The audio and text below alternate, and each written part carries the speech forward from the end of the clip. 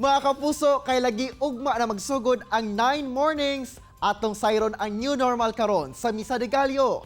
Kauban ang in-charge for social action sa San Pablo Parish ug siya sab ang head sa Disaster Preparedness Program sa Archdiocese of Davao, si Eric Hernandez. Sir Eric, may buntag ug dayon sa At Home with GMA Regional TV. Kamusta na ka, sir? Okay lang, kumusta dyan?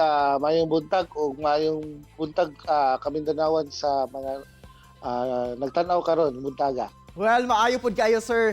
Thank you so much for making time with us this morning. Sir, unang-una, unsa ba ang mga pagpangandam sa mga simbahan sa Davao City alang sa Misa De Gallo hangtod na sa adlaw sa Pasko? Yes, Jill. Subay sa ato ang EO nagipagawa sa EITF ug sa ato ang Halangdong Mayora gisulod na sa Archdiocese of Davao. So karon natay contact tracing at 2 meters na social distancing, then naapod tayo katong sa scanner, katong pag naapod tayo disinfection ug uban pa na kinahanglan nato andamon amo nagi-prepare karon. So karon, sir, unsa ba ang schedule sa Misa De Gallo sa mga simbahan ug unsa ba ang new normal protocols nga inyong ipatuman? Usually ang alas 3 na to dati karon na himo ng 4:30, kaduha 5:30. Then ang pwede lang musulod sa simbahan is at least 150 person.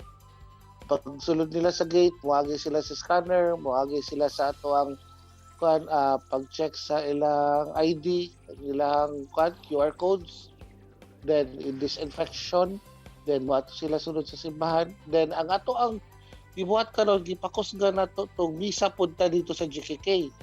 Dati naalay duha ka GKK ang atong Misa De Gallo, karon naa na sa 10 to 15 ka GKK ang Misa De Gallo nato karon.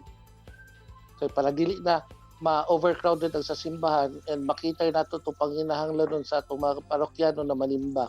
Ang sa atong iyo na among gisunod katong 30% lang man sa total population sa sulod sa simbahan. Wala na lang namo to gikita itong sa gawas kay nahadlok mi basin mo ulan. Nanay mga markings na nakabutang diri sa simbahan matag bangko duha lang yun taon ang makalingkod.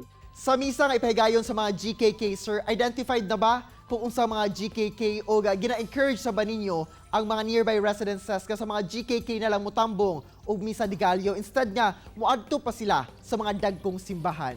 Yes, identified na namo, ipangpili na mo itong walay mga nag-positive na GKK. Isabot na namo ang mga GKK servant leaders na if ever kung naay mag-positive, among i-give up muna ang schedule sa Misa De Gallo.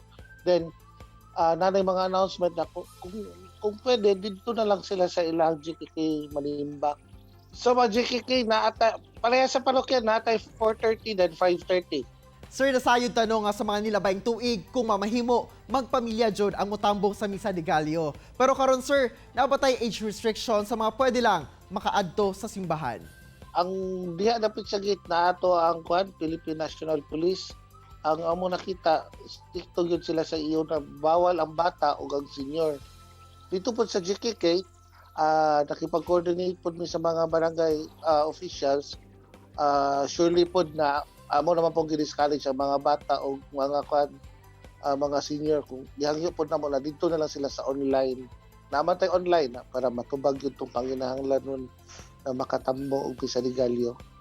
How about, sir, ang pagkanta sa choir? Unsa ba ang new normal? So far karon sa panahon sa pandemya, among yung gina-discourage na choir. Ang allowed lang isang kantor. Then para malikayan ang pagkanta sa katilingban, ang projector wala na mo mutangi og lyrics sa kanta para dili na malikayan tong pagkanta sa katilingban. Then ang ato ang electric fans pod ug kining mga nato gipalong pod nato. Sir Eric, ay imong mensahe sa mga debotong Katoliko sa pagsugod ugma sa Misa De Gallo.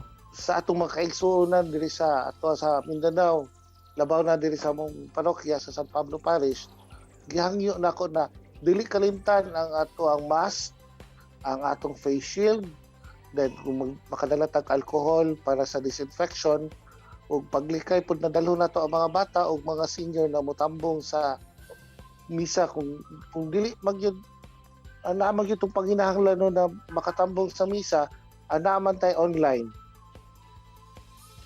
Then, kung pwede, makipag-communicate daan sa opisina sa parokya para maibawaan nato ang mga schedules sa misa diya sa parokya o diya sa ato ang GKK. Alright, daghan kay salamat Sir Eric sa mga impormasyong imong gihatag. Alas to mga kapuso aron maplano na sab nila ang ilang pagtambong sa misa ugma. Ug advance Merry Christmas, sir. Salamat kayo Jill sa imong pag-imbita sa mo sa ko karon gihangyo sa simbahan na mosunod kita sa ato ang protocol sa ato ang lungsod.